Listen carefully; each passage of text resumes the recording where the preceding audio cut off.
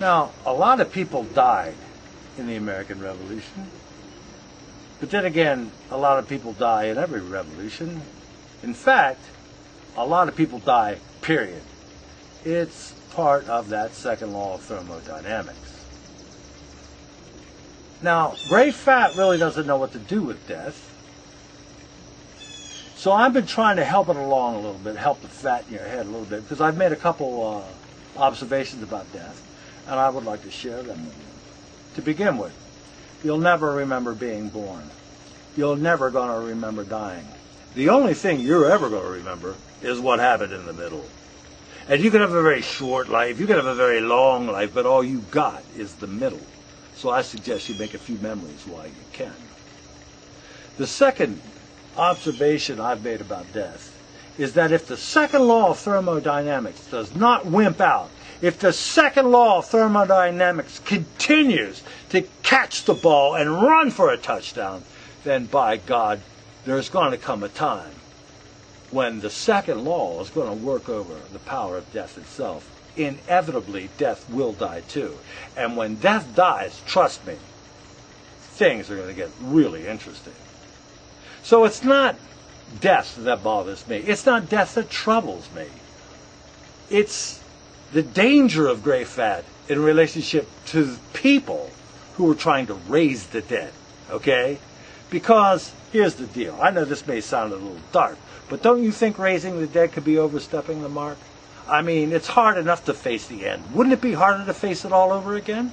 I mean, let's think about Lazarus, right? This guy in the Bible, Lazarus, right? This cat was dead 4 days, okay? Now, 4 days to a dead guy could be an eternity because they're not keeping count, okay? But the bottom line is the guy is dead 4 days, okay? And the next thing you know, and he's in his tomb, he's as peaceful as a babe in the womb, and the next thing he knows, he's got to get back in the race and try to keep pace. And they say he was happy. They say that still. My question is, could raising the dead be overkill? Now, when you're talking overkill,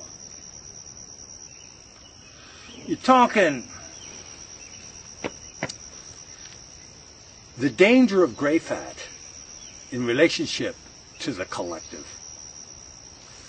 Imagine, if you will, a gob of gray fat somewhere in Madrid, hooked up to a gob somewhere over there in Moscow, blobbing with one down there in Rome, and then shooting on down to Johannesburg, blobbing and globbing, and then catching up with some blob over here in Buenos Aires, right? And all these globs and blobs are all interconnected with a wiring satellite sort of communication system that's very encrypted, and it all feeds back to the Central Intelligence Agency. Now, there was a guy, his name was Machiavelli, in the 1500s, who happened to mention that your political enemies are evil, and if you want to defeat them, you're going to have to be more evil than they are. Now, a lot of people jam the CIA, and they go, oh, I don't like the CIA, they're evil. Yeah, they're evil. Hello, they're fighting evil, and they're doing the best they can. The problem is, evil trying to out-evil evil usually ends up creating war. Now, there's a certain linear logic to why we don't necessarily have to fight war, and nobody really cares about it, but I'll share it with you anyway. It goes like this. There ain't no soldiers if there ain't no war. There ain't no war if there ain't nothing worth fighting for, and there ain't nothing worth fighting for if there ain't no poor, so maybe we should help the poor.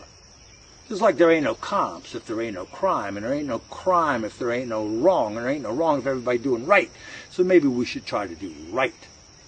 Like, say, there ain't no heaven if there ain't no hell, and there ain't no hell if you ain't got a God to sell, and there's no God to sell if eternity is free, and eternity is free. I mean, more is more, poor is poor. There ain't no soldiers if there ain't no war. And there ain't no poor if there ain't no rich. There ain't no rich if there ain't no greed. And there ain't no greed if you just take what you need. So maybe we should just take what we need.